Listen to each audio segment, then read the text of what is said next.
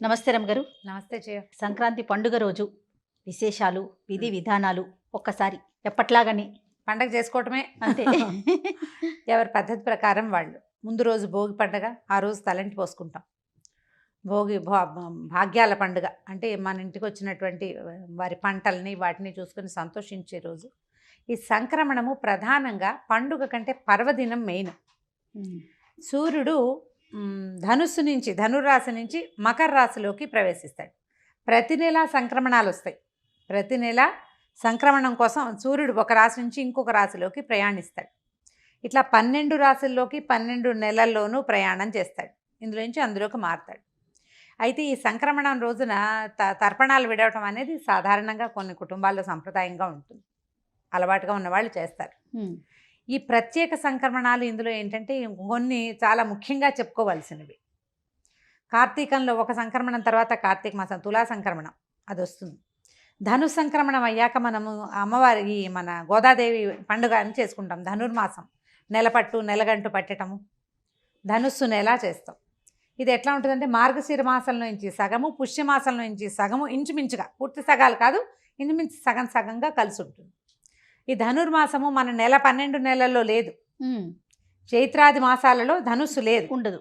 లేకపోయినా ఈ ప్రత్యేకమైన సంక్రమణ దినోత్సవాన్ని నుంచి మనం ధను సంక్రమణ నుంచి మకర సంక్రమణం దాకా ఈ మనం ధనుర్మాసంగా చేస్తాం. ఈ సంక్రాంతి పండగకి ముందు చేసే ధనుర్మాసం చాలా విశేషమైంది. ఇప్పుడు ఇక్కడ ఈ ధనుస్సులో ఉన్నటువంటి సూర్యుడు మకరంలోకి ప్రవేశిస్తాడు. దీంతో ఏమవుతుంది, సూర్య గమనం కూడా మారిపోతుంది. ఇది ప్రత్యేకమైన విషయం. ఎందుకంటే ఇప్పటిదాకా దక్షిణ దిశగా వాలి ప్రయాణం చేస్తున్నటువంటి సూర్యుడు ఇప్పుడు ఉత్తర దిశగా వాలి ప్రయాణం చేయటం మొదలు పెడతాడు. ఉత్తరాయణ పుణ్యకాలం ప్రారంభమవుతుంది. ఇక్కడి నుంచి చాలా రకాల విశేషాలు జరుగుతాయి. దేవతలు కళ్ళు తెరిచే రోజు. అందరూ నిద్రలేస్తారు. వాళ్ళకి నిద్రా సమయం సమాప్తం అయిపోయింది. భగవంతుడు నిద్ర లేచి ఉంటాడు. ఆల్రెడీ విష్ణుమూర్తి నిద్ర లేచాడు. 2 నెలల క్రితమే లేచాడు కదా, కార్తీకంలో లేచేస్తాడు. ఇప్పుడు స్వామి దర్శనం ఇచ్చే రోజులు వాటికి దగ్గరలో ఉన్నాయన్నమాట. ఇప్పటి నుంచి ఏంటంటే ఇది సూర్యుడు భూమికి దగ్గరగా వస్తాడు, బలంగా తయారవుతాడు. సూర్య కిరణాలన్నీ కూడా ఈ మంచులోంచి వర్ష ఋతువు తర్వాత వచ్చిన ఈ మిగిలిన ఋతువుల్లోంచి శరద్ ఋతువు దగ్గర నుంచి స్టార్ట్ కదా, అన్ని ఋతువులు బంకగా విసుగటగా ఉండేవి. అవును. ఇక్కడి నుంచి మొదలుపెట్టి ఏమవుతుంది, సూర్యుడు తేజరెళ్తాడు, ఆయన ప్రకాశం పెరుగుతుంది. ఇక్కడి నుంచి భూమికి పండుగ. ఈ భూమి చేసుకోబోయే పండగకి మనం పెద్ద పండుగ చేసుకుంటాం. ముడుచుకుపోయి ఉన్న జీవరాశులన్నీ కూడా ఒళ్ళు విరుచుకునే రోజు. ఈ ఉత్తరాయణ పుణ్యకాలంలోనే మరణించాలని భీష్మ పితామహుడు కోరుకున్నాడని, ఉత్తరాయణం వచ్చాక ఆయన మరణిస్తాడని, ఈ సమయంలో మరణించిన వాళ్ళకి సద్గతి లభిస్తుందని చెప్తారు. ఈ ఉత్తరాయణాన్ని ఈ సంక్రమణ రోజున ఏంటంటే పెద్దలకి పెట్టుకోవటం అనేది ఒక విధానం కనపడుతుంది. పెద్దల పండుగని కూడా పెద్దల పండుగనే అంటారు. పెద్ద పండుగ, పెద్దల పండుగ కూడా. ఇది సంవత్సరం అంతా వ్యవసాయంలో మునిగి తేలేటువంటి రైతులకి పెద్ద పండుగ. మొత్తం పంటంతా ఇంటికి చేరే రోజులు. ఈ సంక్రమణ దినోత్సవాన్ని పెద్దవాళ్ళ పండుగ అని, ఈ పెద్ద పండుగ అని చేసుకుంటారు. అయితే మనం ఏం చేస్తాము, దీనికి ముందుగా బొమ్మలు పెట్టుకుంటారు. తర్వాత భోగిమంట ఒకటి వేసుకుంటాము. ధాన్యం, ఇంటికి చేరిన ధాన్యాన్ని కంకులుగా చిన్న ఇట్లా కుప్పలుగా కట్టలుగా కట్టి అక్కడక్కడ వేళ్లాడదీస్తారు పక్షుల కోసం. గింజలు నిల్వ ఉంటాయి, పక్షులు తినడానికి కూడా.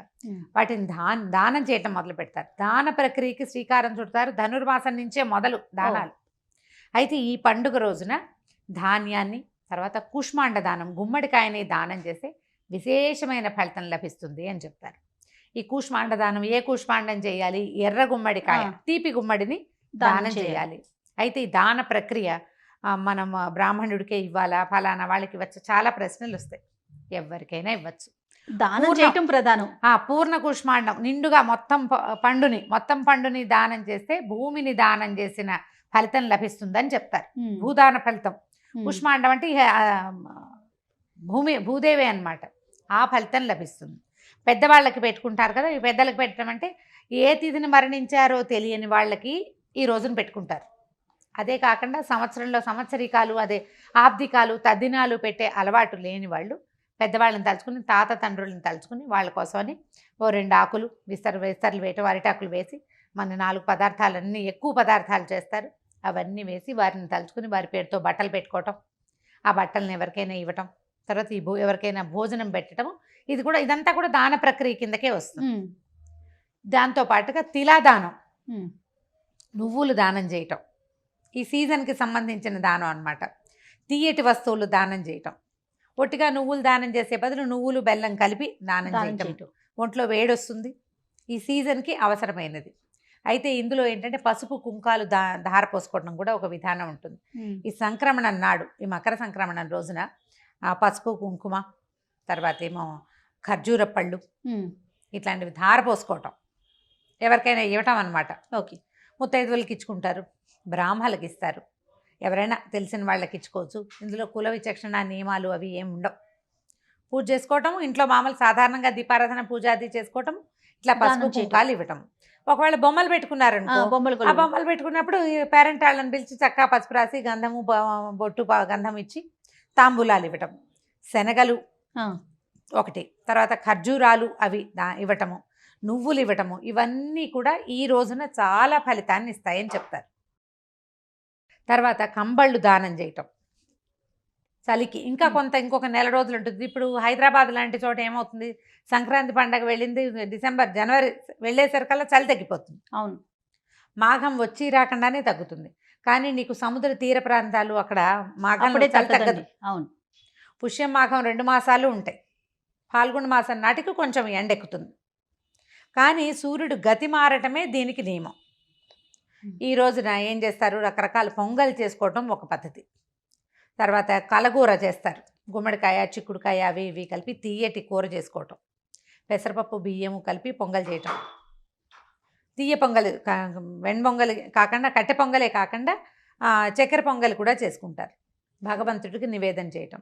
చాలా దేవాలయాల్లో ముందు రోజే గోదా కళ్యాణం జరిగిపోతుంది. అవును, ఒకనాడు ఒకవేళ గోదా కళ్యాణం చేయలేని పక్షంలో సంక్రమణంలో గోదా కళ్యాణం చేసే పద్ధతి కూడా కొన్ని చోట్ల మనకు కనిపిస్తుంది. ఇంట్లో చక్కగా పొంగల్ చేసుకోవటము, స్నేహితుల్ని వాళ్ళని కలుసుకోవటం, దాన ప్రక్రియకి శ్రీకారం చుట్టడం ముందే మొదలు పెడతాం. ఈ రోజున మనం ఖచ్చితంగా చేసుకోవాలి. దీని మరుసటి రోజు వచ్చే పశువుల పండగ కూడా మనం ఆ గోవుల్ని వాటిని ఎడ్లని కాపాడేందుకు ఒక ప్రయత్నం చేస్తాం. ఈ సంక్రమణం నాడు తాత తండ్రుల్ని తలుచుకుని నమస్కారం చేసుకోవాలి. ఈ సమయము పితృదేవతల్ని తలుచుకునే సమయం. వారిని తలుచుకోవటం మనకి మంచి జరిగేలాంటి అవకాశం కలుగుతుంది. మనకి అంటే దాని వాళ్ళు ఎక్కడ వింటారా మన మాట అలాంటి ప్రశ్నలు వేయకూడదు. సంప్రదాయబద్ధంగా ఏం చేస్తున్నామో పండగని ముందుకు తీసుకెళ్ళాలి, మన పద్ధతి ముందుకు వెళ్ళాలి అంటే ముందు వాళ్ళు ఏం చేశారో మనం అది చేయవలసిందే, చెయ్యాలి నియమంగా. నువ్వు ప్రశ్నలు అవన్నీ లాజికల్ ఇంకొక రోజు వేసుకోవాలి. పర్వదినాల్లో లాజికల్ కోసం ఆలోచించొద్దు.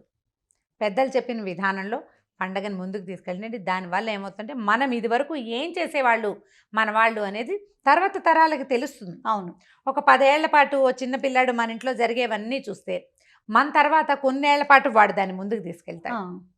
తర్వాత వాళ్ళ పిల్లలు అంతే, చుట్టాలని పక్కాలని స్నేహితుల్ని అన్నదమ్ముల్ని పిలుచుకోవటం, ఆడబడుచుల్ని పండగకి ఇంటికి పిలవడం. పెద్ద పండుగ వస్తే కొత్తల్లుళ్ళు అందరూ, అల్లుళ్ళు కొత్తల్లుళ్ళు పాతల్లుళ్ళు అందరూ ఇళ్ళకి వచ్చేస్తారు. ముందు రోజు మనం భోగి మంటలు వేసుకున్నాము. ఈ రోజున చక్కగా విశేషంగా పిండి వంటలు చేసుకుంటాం, అరిసెలు చేస్తాం. భోగినాడు మధ్యాహ్నమే అరిసెలు చేసేసుకుంటారు చాలా చోట్ల. అసలు పల్లెటూళ్ళల్లో పిండి కొట్టడము అరిసెలు చేయడం ఒక పెద్ద ప్రోగ్రాం కింద నడుస్తూ ఉంటుంది. అవును, ఓ వారం ముందు నుంచి కొత్త వడ్లు వస్తే కొత్త బియ్యంతో అరిసెలు వండుకుంటే ఎక్కువ బాగుంటుంది, రుచిగా ఉంటుంది. రకరకాల పద్ధతులు, ఒక్కొక్క ఊళ్ళల్లో ఒక్కొక్క రకం వంటకాలు వండుకుంటారు. అరిసెలు సార్వజనీయమైన వంట, అందరూ తెలుగు వాళ్ళు అరిసెలు వండుకుంటారు. ఈ రోజున మన తాత తండ్రుల్ని తలుచుకోవటం, దేవాలయ దర్శనం చేయటం, స్నేహితుల్ని పలకరించడం, ఇది పెద్ద పండుగగా భావించి జ్ఞాపకం చేసుకోవటం. ఇంతకుముందు ఏం చేసేవాళ్ళం మనం. ఈ సూర్య గతి మారుతోంది, ఈ రోజు నుంచి మన జీవిత గమనంలో తేడా వస్తుంది అనేది మనం తెలుసుకుని సూర్యుని దానికి అనుగుణంగా పద్ధతులు కూడా మార్చుకోవాలి. ఇంకా పద్ధతులు కూడా ఇంకా మెల్లిగా మారుతాయి, వెంటనే మారిపోదు. చలి వెంటనే తగ్గదు కదా, కొంచెం నిదానంగా మారుతుంది. కాకపోతే ఈ సూర్య గతి ఇవాల్టి నుంచి మారబోతోంది. ఈ సమయంలో మనం ఈ పాత పద్ధతులన్నింటినీ ఒక మాట జ్ఞాపకం చేసుకుని నలుగురితో కలిసి, బొమ్మల కొలువు ఉన్న వాళ్ళు చక్కగా పేరంటం పెట్టుకుంటారు, కొలువు లేని వాళ్ళు పెద్దలను తలుచుకుని ఏదో ఆ పద్ధతి ప్రకారం ముందుకు తీసుకెళ్తారు. తర్పణాలు విడిచే వాళ్ళు విడుస్తారు. ఇవన్నీ మాకు లేవండి, దానం చేస్తామంటే దానం కూడా చేయొచ్చు, బ్రహ్మాండంగా చేసుకోవచ్చు. దానివల్ల అన్ని ప్రయోజనాలే కానీ ఏమి ఒకటి కూడా నిష్ప్రయోజనమైన పని లేదు. పండగ రోజుల్లో చక్కగా చేసుకోండి. సంక్రాంతి పండగ పెద్ద పండుగ. మన జీవితాల్లో ఇప్పుడు సంవత్సరం నుంచి ఒక రకమైన ఇబ్బందుల్లోనే ఉన్నాం.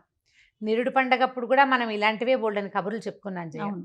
పండగ వెళ్ళింది, ఒక 2-3 నెలలు గడిచేసరికల్లా మళ్ళీ హడావిడి, భయం భయం భయం భయం మొదలైంది. ఈ 6 నెలల నుంచి ఏదో బెరుకుతోటే ఉన్నాం. అంటే పూర్తిగా జీవితాలు ఓపెన్ అవ్వాలి. కొంత నార్మల్సీకి వచ్చాం, కానీ పూర్తి నార్మల్సీకి రాలా. ఈ పండుగ నుంచి అయినా దేవుడా మాకు మొత్తం జీవితాన్ని నార్మల్ చేయి, ఎప్పట్లాగానే హాయిగా అందరినీ ఫ్రీగా కలుసుకునే అవకాశాన్ని ఇవ్వని భగవంతుడికి దండం పెట్టుకోండి. స్నేహితుల్ని కలుసుకోండి, పలకరించుకోండి, అందరికీ బెస్ట్ విషెస్ చెప్పుకోండి. వచ్చే సంవత్సరం అయినా బాగుండాలని.